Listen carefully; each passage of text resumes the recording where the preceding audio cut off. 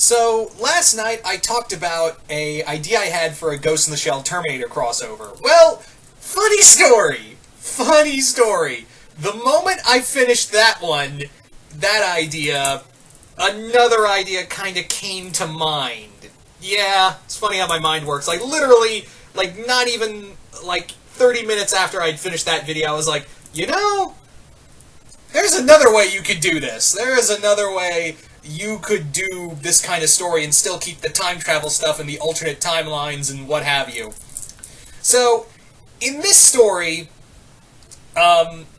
basically, this idea is a little different, but still has some of the same themes as the first idea. Now, in this idea of the story, what happens is that a Terminator, a T-800 that is sent to kill John Connor, is essentially something goes wrong in the something goes wrong in the time stream, and the T-800 that was meant to kill John Connor was accidentally sent into the Ghost of the Shell timeline due to a little glitch in the time travel process. So that Terminator ends up in the world of Ghost of the Shell. Eventually, it finds its way to Section 9. The Major destroys it in a fight with the T-800. But however, since it was still connected to Skynet, Skynet sneaks its way on into Section 9's computers and more or less finds a way to, get what it needs for just one jump into time travel. So, after, seeding itself and building all the necessary components for at least time traveling, because it still wants to kill John Connor, that's its prime directive. But the problem is, it doesn't have a Terminator. So what does it do? It breaks into Major Kusanagi's mind and rewrites her programming in her brain and turns her into a Terminator, then sends her back. So now, Major Kusanagi is now the Terminator that John and his mom have to face.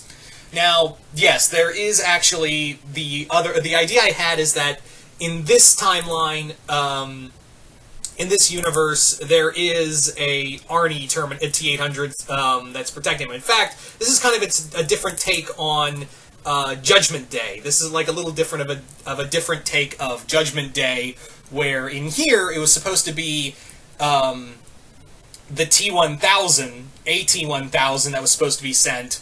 And you may be wondering, well, why was the T-800 sent first? Well, that was the first attempt, really. That was more or less the first attempt at the T-800 was sent first because a T-800 could probably kill them, but then that time travel flub happened. So instead, he was like, all right, well, I guess, to play it on the safe... Skynet's like, well, I guess since I'll play it on the safe side, I will send the T-1000, my new assassin model, because maybe it can survive the travel. Oh, shit! What's this? My other Terminator wasn't destroying the time stream? It just went to an alternate timeline where everything is digital and people are essentially androids? Whoa! Hold the fucking phone! So, in here,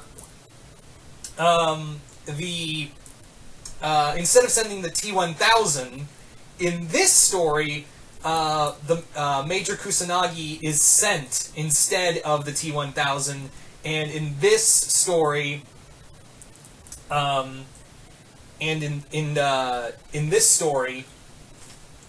basically what happens is that the Arnold Terminator is now fighting an enemy it doesn't understand and is vastly superior to him, even more so than the T-1000. So that's the big thing in this story, is that even the T-800 that was sent to protect John in Judgment Day is like, I have no records for this. It was supposed to be the T-1000 that was sent to assassinate you. This is not a Terminator that, registers on my main computers. This is an anomaly. So yeah, Major Kusanagi is now the Terminator that John and the rest have to face. Meanwhile, while this is going on, another person comes in, and that's Bato, also the other agent from Section 9, close friend of the Major.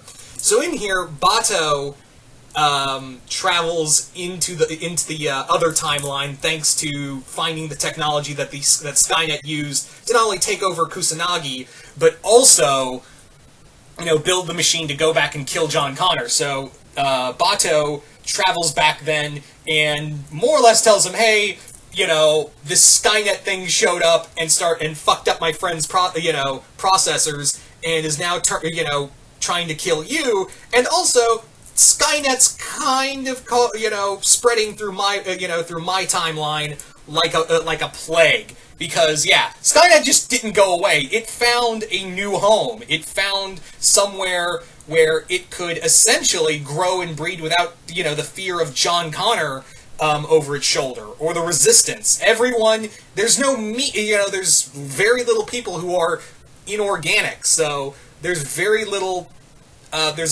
threat to it. There's no real adversary for it to face, so there's no real enemy, essentially. So that was the big thing, is that Bato is now trying to help them, while at the same time trying to save the Major and save his timeline. So anyway, so that was kind of the idea I had. It was kind of, like I said, a very loose idea.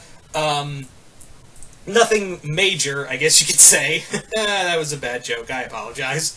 So, yeah, like I said, I literally thought of this a moment, right after I did the video, so I was like, you know what? This would be fun enough to talk about on its own. So, you guys tell me in the comments below, what do you guys think of this other Terminator Ghost in the Shell crossover? Do you guys like it, hate it?